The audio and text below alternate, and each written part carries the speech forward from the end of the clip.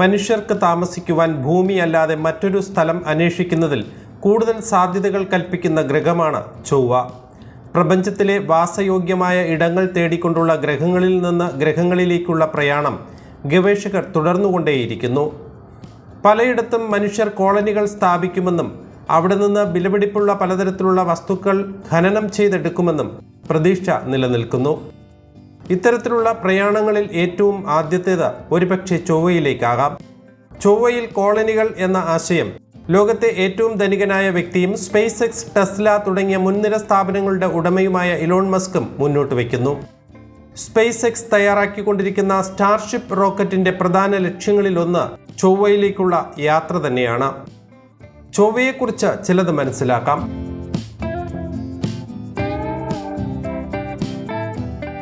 സൗരയൂഥത്തിലെ ഏറ്റവും ചെറിയ രണ്ടാമത്തെ ഗ്രഹമാണ് ചൊവ്വ. സൂര്യനിൽ നിന്ന് നാലാമതായാണ് ചൊവ്വയുടെ സ്ഥാനം. ഭൂമിയുടെ പകുതി വലിപ്പം മാത്രമാണ് ചൊവ്വയ്ക്കുള്ളത്. ചൊവ്വയിലെ അന്തരീക്ഷത്തിന് ഭൂമിയുമായി ഏറെ സാമ്യവുമുണ്ട്. 95% കാർബൺ ഡയോക്സൈഡും 3% നൈട്രജനും 1.6% ആർഗണും കൂടാതെ വെള്ളത്തിൻ്റെയും ഓക്സിജന്റെയും സാന്നിധ്യവും അവിടെ കണ്ടെത്തിയിട്ടുണ്ട്. ഭൂമിയിലുള്ളതുപോലെ 4 ഋതുക്കളും ചൊവ്വയിലുണ്ട്. മാറി മറിയുന്ന കാലാവസ്ഥയും ധ്രുവപ്രദേശത്ത് കാണുന്ന മഞ്ഞും മലയിടുക്കുകളും നിർജീവ അഗ്നിപർവ്വതങ്ങളുമെല്ലാം ചൊവ്വയിലുണ്ട്. ചൊവ്വയുടെ ഭൂതകാലം വളരെ സജീവമായിരുന്നതാണെന്ന് പഠനങ്ങൾ സൂചിപ്പിക്കുന്നു. 6791 കിലോമീറ്ററാണ് ഇതിൻ്റെ വ്യാസം. ഭൂമിയെ അപേക്ഷിച്ച് ചൊവ്വയുടെ ഗുരുത്വബലം വളരെ കുറവാണ്. ഭൂമിയിൽ ചാടുന്നതിൻ്റെ 3 മടങ്ങ് പൊക്കത്തിൽ അതേ ബലം കൊണ്ട് ചാടാൻ ചൊവ്വയിൽ സാധിക്കും. സൗരയൂഥത്തിലെ ഏറ്റവും വലിയ പർവ്വതമായ ഒളിമ്പസ് മോൺസ് സ്ഥിതി ചെയ്യുന്നതും ചൊവ്വയിലാണ്. 24 കിലോമീറ്ററാണ് ഈ പർവ്വതത്തിൻ്റെ ഉയരം. ഭൂമിയിലെ ഏറ്റവും വലിയ പർവ്വതമായ മൗണ്ട് എവറസ്റ്റിൻ്റെ 3 ഇരട്ടിയാണ് ഉയരം. കുന്നുകളും താഴ്വാരങ്ങളുമുള്ള പ്രതലമാണ് ചൊവ്വയുടെ പ്രത്യേകത. ചൊവ്വയുടെ മറ്റൊരു പ്രത്യേകത ഫോബോസ്, ഡീമോസ് എന്നിങ്ങനെ 2 ചന്ദ്രന്മാർ ചൊവ്വയ്ക്കുണ്ട് എന്നുള്ളതാണ്.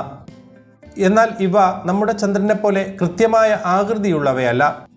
വളരെ ചെറുതും ക്രമരഹിതവുമായ ആകൃതിയാണ് ഇവയ്ക്കുള്ളത്. അമേരിക്കൻ വാനശാസ്ത്രജ്ഞനായ ആസഫ് ഹാളാണ് 1877 ഈ ചന്ദ്രന്മാരെ കണ്ടെത്തിയത്.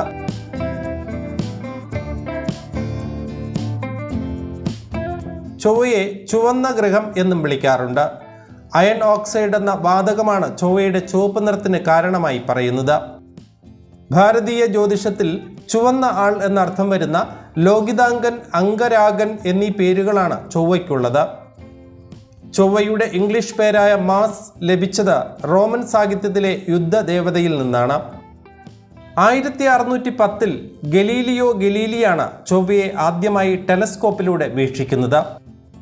ചൊവ്വയ്ക്ക് ധ്രുവ മഞ്ഞുപാളികൾ ഉണ്ടെന്ന് കണ്ടെത്തിയത് വളരെ കാലത്തിനു ശേഷമാണ്. ചൊവ്വയിൽ ജലസാന്നിധ്യമുണ്ടെന്ന് കണ്ടെത്തിയതോടെയാണ് ഇവിടെ ജീവിക്കാൻ അനുകൂലമായ സാഹചര്യമുണ്ടെന്ന ചിന്തകൾ ഉയർന്നു വന്നത്. ചൊവ്വയിലെ ജസീറോ താഴ്വരയിൽ നിന്ന് ജീവന്റെ ശക്തമായ സാധ്യതകൾ നാസയുടെ പെർസിവിയറൻസ് റോവർ കണ്ടെത്തിയെന്ന വാർത്തയും പുറത്തു വന്നിരുന്നു.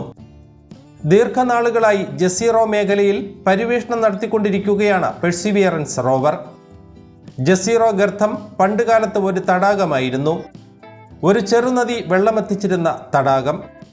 ഇതിന്റെ ഭാഗമായി അന്നത്തെ കാലത്ത് നിലനിന്നിരുന്ന ജൈവ തന്മാത്രകളുടെ ശേഷിപ്പുകൾ പെർസിവിയറൻസ് റോവർ കണ്ടെത്തുകയും ചെയ്തു. ഇതോടെയാണ് ചൊവ്വയിൽ ആദിമകാലത്ത് ജീവൻ നിലനിന്നിരുന്നോ എന്ന ചോദ്യമുയർന്നത്.